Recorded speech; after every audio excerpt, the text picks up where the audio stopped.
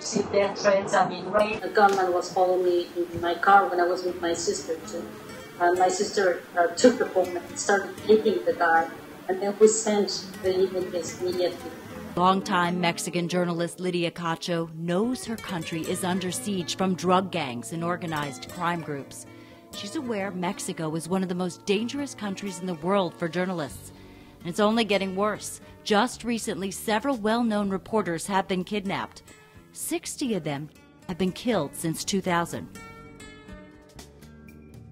Every day I wake up and I choose not to be afraid. And I do yoga and I smile and I said, I do believe that the traffickers and the mobsters and the oligarchy in Mexico and the corrupted officials in my country feed off our fear. So I choose not to give them that. The things that are happening in the States and in Mexico and in Iraq and in Zimbabwe or in Africa are exactly the things that we are covering because we want people to understand that things have to change. Lydia's work? Recently, sex traffickers that target children and women.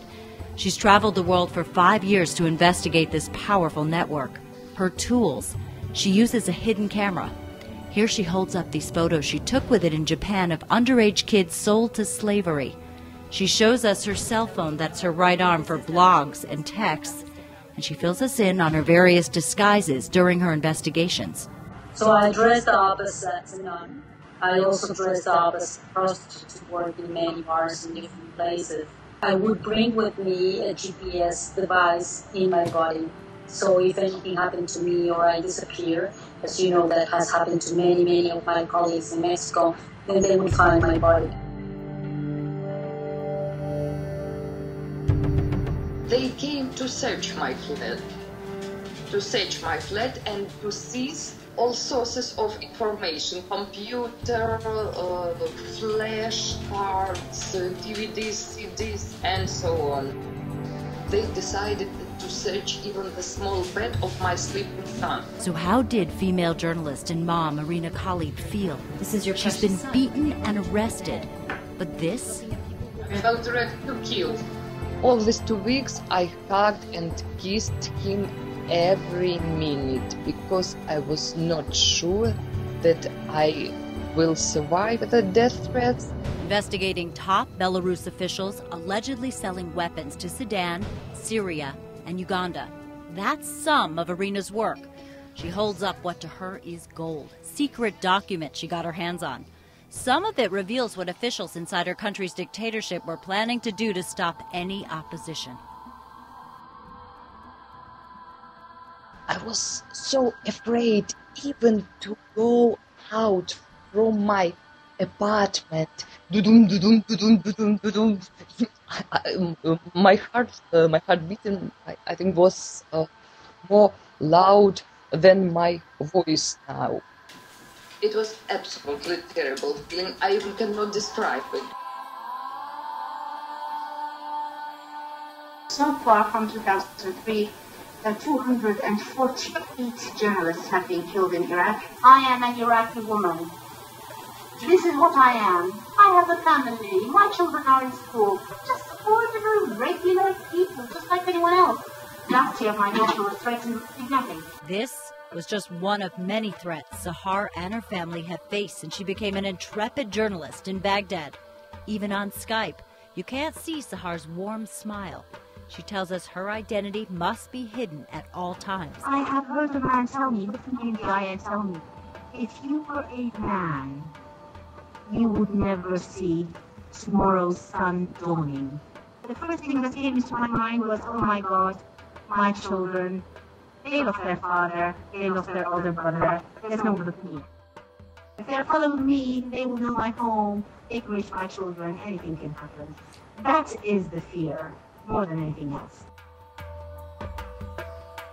Chanting and dancing outside. For Sandra Naira, what shook her up for nights on end, it was the militant shouting loudly in the middle of the night about her being a traitor while surrounding her family's Zimbabwe home. Just to know that people who have been accused of killing white commercial farmers, people who have been accused of killing opposition supporters, singing and chanting outside my parents' house. It was scary. Freedom hates weaklings. Freedom comes only to them who are ready to fight for it. The modern world is very small. The new technologies, the internet connections, makes all of us closer and closer.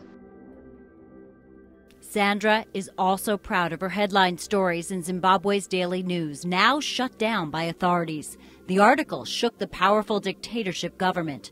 Currently banned from her native land, but still reporting, Sandra is focused on Zimbabwe's violence. Threats continue to come to journalists, to families. The threats were numerous, too many to count. She holds up these photos emailed to her of young and old being beaten on her city streets during the election of 2008.